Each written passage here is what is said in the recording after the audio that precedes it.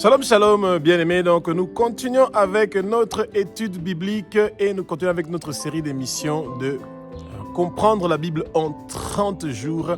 Et aujourd'hui, c'est le 12e épisode. Et si vous voulez savoir les autres épisodes, vous n'avez qu'à regarder sur notre chaîne YouTube. Et c'est là que vous allez voir les autres épisodes que nous avons fait du numéro 1 jusqu'au numéro 11. Ça va vous faciliter la tâche de pouvoir comprendre comment nous sommes en train d'évoluer avec notre étude biblique. Et la 12e épisode, nous parlons de l'époque du silence. Et donc, Israël a besoin d'être sauvé spirituellement et politiquement, parce qu'il y a beaucoup de choses qui sont en train de se passer donc en Israël. Jérusalem qui était occupée par les Perses, et il y a un grand changement qui va se passer. Il y aura une marche des nations qui vont se faire. Jérusalem a toujours été convoité par beaucoup de grandes nations, et c'est ça que le peuple de Dieu doit comprendre, que vous, quand vous recevez Jésus, les nations, beaucoup de gens sont en train de convoiter, de posséder votre vie, de contrôler votre vie, de dominer votre vie.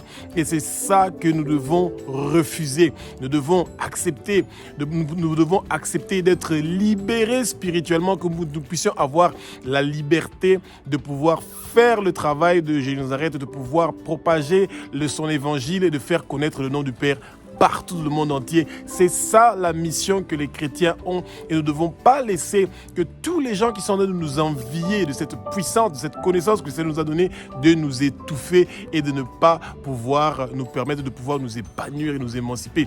Que le Saint-Esprit prenne le contrôle de ma bouche pour que ce que je veux dire, que ce soit des paroles qui ne sont pas inspirées de moi-même, que ce sont des paroles qui sont inspirées par le Saint-Esprit, et que ce soit des paroles qui vont nous édifier, et que nous allons plus boire seulement le lait, mais que nous allons manger la nourriture qui est solide, que les écailles vont tomber, que nos yeux vont s'ouvrir, nous allons connaître la vérité, et la vérité va nous affranchir, bien-aimés, et que le vent impétueux du Saint-Esprit commence à remplir le lieu où vous êtes, que vous sentez sa puissance, sa présence, que vous soyez dans la plénitude du Saint-Esprit.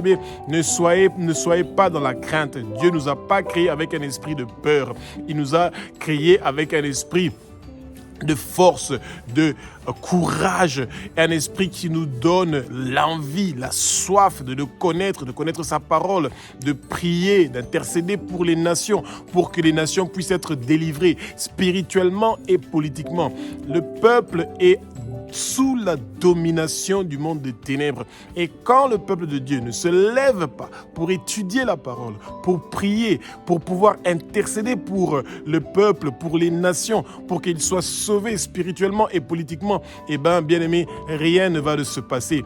Dieu connaît ta voix, il connaît ma voix, il connaît nos voix. Rappelons-nous, même quand tu es seul, Élie était seul et il pensait qu'il était seul, et pourtant quand il était au mont Carmel, ils n'étaient pas à beaucoup. Il était seul contre tous les prophètes de Baal et Astaté. Nous sommes au mont Carmel, bien-aimés, et votre voix est en train de peser, et leur Dieu est en train de dormir. Et ne soyez pas aveuglés de voir comment le monde est en train de souffrir, que les gens sont dans des embarras et qu'ils ne savent plus comment ils doivent faire, et que cela est en train de rendre la mission de Dieu impossible. C'est faux et archi faux.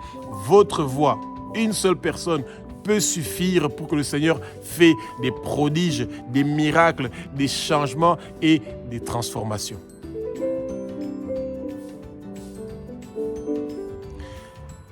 Le Satan a toujours compris où il y a la puissance.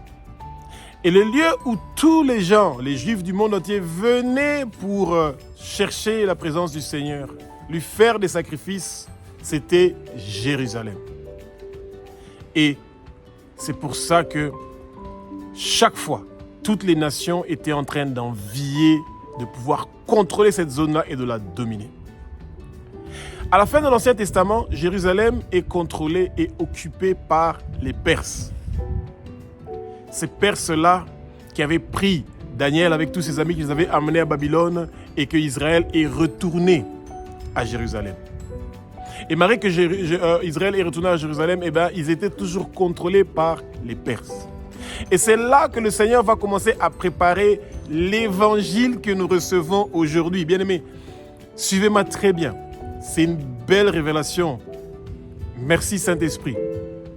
que le Seigneur a commencé déjà à préparer comment son évangile sera propagé partout dans le monde entier.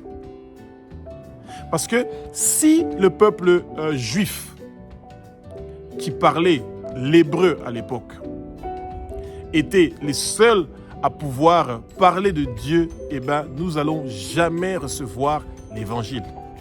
Avec Alexandre le Grand, un grec, eh bien, à part qu'il y avait déjà la culture et la langue des Perses, eh bien, les Grecs sont venus.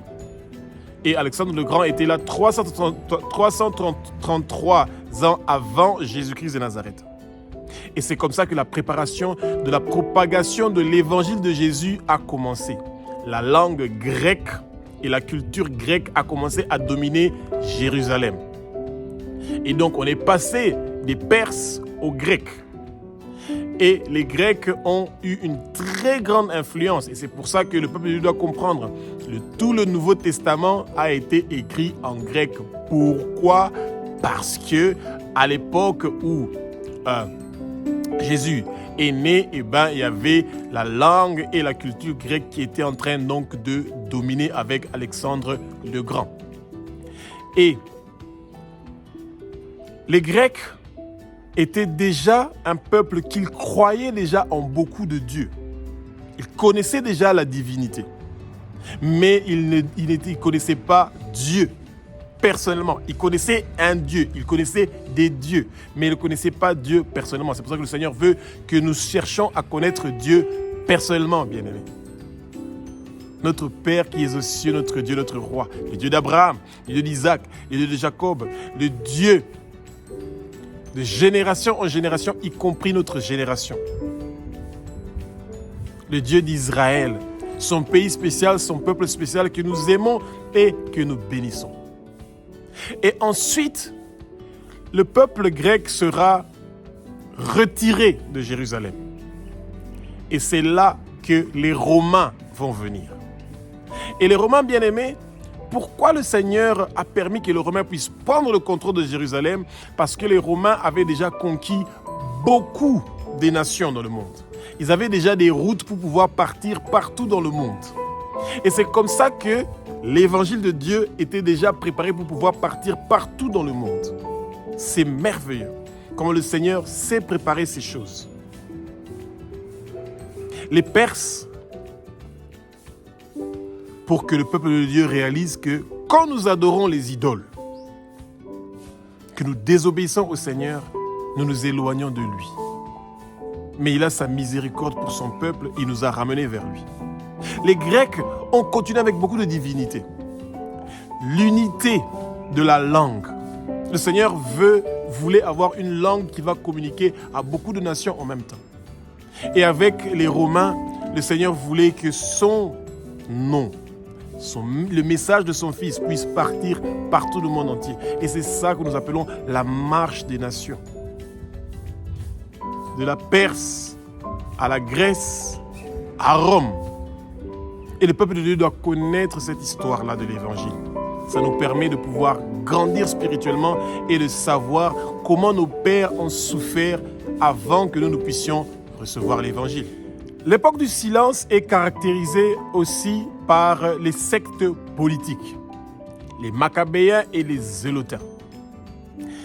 Peuple de Dieu, le Seigneur était silencieux pendant 400 ans.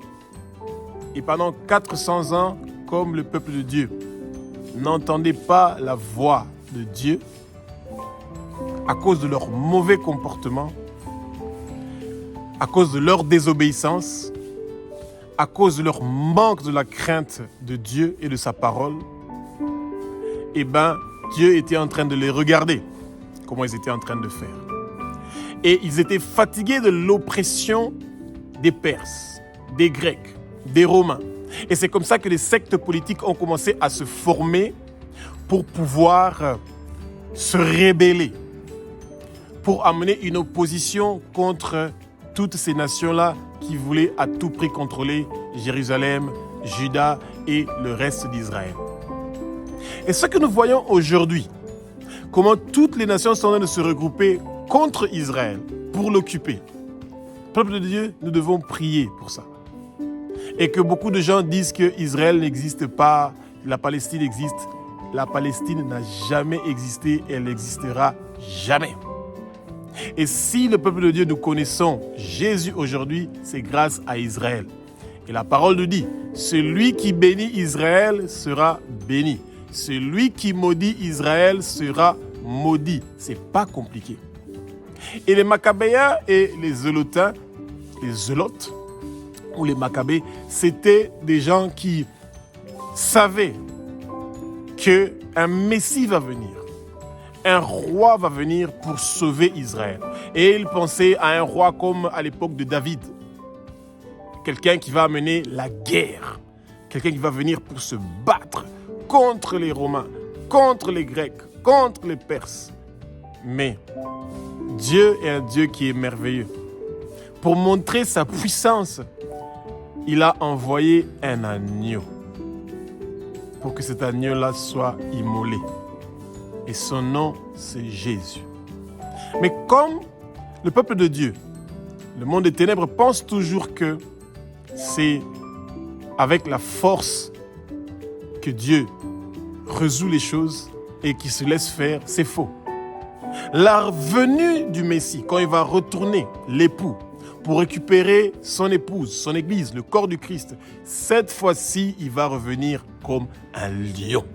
Le lion de la tribu de Juda. Et le monde des ténèbres est dans la crainte.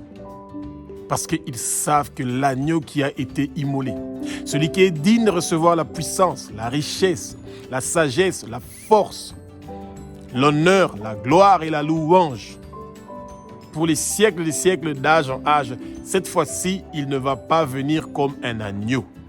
Cette fois-ci, il va venir comme un lion. Et le peuple de Dieu sera sauvé de l'emprise spirituelle dans laquelle ils sont, la domination spirituelle. Le peuple de Dieu sera sauvé de la domination politique. Tous ces politiciens qui pensent qu'ils sont en train de manipuler le peuple avec ces esprits de Jézabel, qui sont en train d'utiliser contre le peuple de Dieu, de les manipuler, de les maltraiter, de les faire souffrir pour qu'ils soient tourmentés, traumatisés et qu'ils ne puissent pas avoir la force et le courage de pouvoir prier. Bien-aimés, quelque chose va changer. Quelque chose se passe déjà maintenant. Recevez la transformation et les changements dans votre vie. Ne vous laissez pas oppresser et opprimer par les mauvaises nouvelles qui viennent de la politique et de la religion, par les mauvais exemples que nous voyons dans la politique ou dans la religion. Dieu veut t'utiliser. Il te donne ton ordre de mission, de partir partout dans le monde entier pour gagner des âmes. Et voici les miracles qui vont accompagner ceux qui auront cru. Nous allons gagner des âmes, nous allons chasser les démons, nous allons guérir les malades. Et rien de ce que le monde des ténèbres a préparé contre nous ne va réussir ou prospérer. Les 400 ans de l'époque du silence dans la Bible n'est pas seulement marqué par les sectes politiques. C'est aussi marqué par les sectes religieux, notamment les pharisiens et les sadducéens. Ce qui est très remarquable est que malgré leurs différences religieuses, les pharisiens qui sont des orthodoxes et les sadducéens qui sont des libérales, mais ils se rencontraient quand même ensemble dans le Sanhédrin pour juger les choses religieuses. Et que ce soit les pharisiens, que ce soit les sadducéens, bien aimés, ils étaient seulement là pour faire la promotion de leur religion, la promotion de leur leader, la promotion de leur propre croyance. Il n'y avait rien de Dieu dedans. Ils étaient en train d'oppresser le peuple de Dieu. Ils rendaient la vie difficile au peuple de Dieu. Ils mettaient la crainte. Pourquoi? Parce qu'ils étaient en train de contrôler les synagogues. Et quand on venait à la synagogue et on était dans des difficultés, on était dans la pauvreté, on n'avait pas de quoi boire et manger, vous bénéficiez de certaines faveurs parce que le sabbat, vous venez dans les synagogues. Et c'est ça que vous voyez que les églises aujourd'hui sont en train de reproduire. Mon pasteur, mon apôtre, notre prophète, notre église, notre communauté. Ils sont devenus des secteuristes, des gens qui aiment des secteurs et qui sont dans des sectes. Votre pasteur, c'est Dieu. Votre église, c'est vous-même. Peuple de Dieu, les gens sont perdus. Des fois que vous entendez comment les gens sont en train de défendre leur pasteur avec beaucoup de fanatisme et avec beaucoup d'énergie, exactement de la même façon que les pharisiens et les sadducéens faisaient. Seigneur, sauve-nous. Sauve-nous. Nous avons besoin que notre spiritualité retrouve sa liberté, celui d'adorer le vrai Dieu, celui d'adorer Jésus-Christ de Nazareth qui a la clé de nous donner accès vers le Père. Les politiques nous ont dominés. Pourquoi? Parce que les politiques sont en train de se cacher maintenant dans les églises. Les pasteurs sont devenus des pasteurs qui sont en train de se cacher derrière. Nous devons prier pour nos autorités et de ne pas leur dire la vérité. Que rien ne va. Les gens souffrent. Le peuple de Dieu est en train de souffrir. Et pour qu'ils continuent à donner leur message d'affaiblir le peuple de Dieu, ils continuent à dire que priez pour les autorités, tout ira bien. Priez pour le pays, 2 minutes. Mais les prophéties, les miracles et tout qu'on sort et les éloges à leurs présidents et à leurs autorités, ça augmente tous les jours pour qu'ils puissent donner un bon chicon. Ça veut dire qu'ils donnent assez d'argent pour les églises. Et c'est ça que les pharisiens et les sadducéens étaient en train de faire, bien-aimés. Ils contrôlaient, vers la fin de l'Ancien Testament, ils contrôlaient absolument le peuple de Dieu dans la religion et le peuple de Dieu était étouffé. Tu ne pouvais pas immerger en dehors et ils ont mélangé la culture avec la religion. Et c'est pour ça que Jésus devait venir. Pour sauver le peuple de Dieu de cette oppression spirituelle et politique. Que toutes ces choses-là que le monde avait prévues, ces sectes-là politiques, ces sectes religieuses, pour que toutes ces choses-là soient détruites. Et que le peuple de Dieu ne soit plus dépendant de ces gens pour avoir accès à Dieu. Que les écailles tombent, que nos yeux s'ouvrent et que notre voix demande de connaître la vérité. Dans ces 400 ans de l'époque du silence, le peuple de Dieu était complètement abattu. Les sectes politiques étaient aussi abattus. Et malgré que les Maccabéens et les Zélotins cherchaient un changement politique, malgré que les pharisiens et les sadducéens étaient en train de chercher un changement religieux, ils étaient tous conscients qu'il y a un Messie qui va venir, alléluia. Ils savaient qu'un sauveur va venir. Et Jean le Baptiste a été envoyé pour venir leur préparer de l'arrivée de celui qui va les sauver. Mais le plan de Dieu était beaucoup plus grand que ce que Israël était en train de penser. Il pensait seulement à la libération spirituelle ou à la libération politique. Mais Dieu avait un projet beaucoup plus grand que ce que le monde était en train de penser. Et le rôle que le Messie devait venir pour faire, le Sauveur, le Christ, était beaucoup plus grand que le Satan ne pouvait pas imaginer ce qui allait se passer. Que tout le système qu'il a construit pendant des années pour nuire au peuple de Dieu, pour les traumatiser, les tourmenter, les harceler, que la fin allait arriver par une seule personne qui s'appelle Jésus, le Messie, le Christ, le Sauveur, le Consolateur, le Dieu fort. C'est merveilleux. Bien-aimés, étudions la parole. Quand nous étudions la parole, nous allons connaître beaucoup de bonnes choses. Le Seigneur va se révéler à nous. Et le Saint-Esprit est l'enseignant par excellence. Et quand nous allons retrouver des difficultés pour pouvoir comprendre ce qui est dans la parole, le Saint-Esprit est prêt à nous expliquer pour que nous puissions comprendre les bonnes choses que le Seigneur a préparées pour nous. Si vous avez des questions, vous pouvez toujours écrire un petit message. Et quand il y a un petit temps, on peut toujours vous répondre.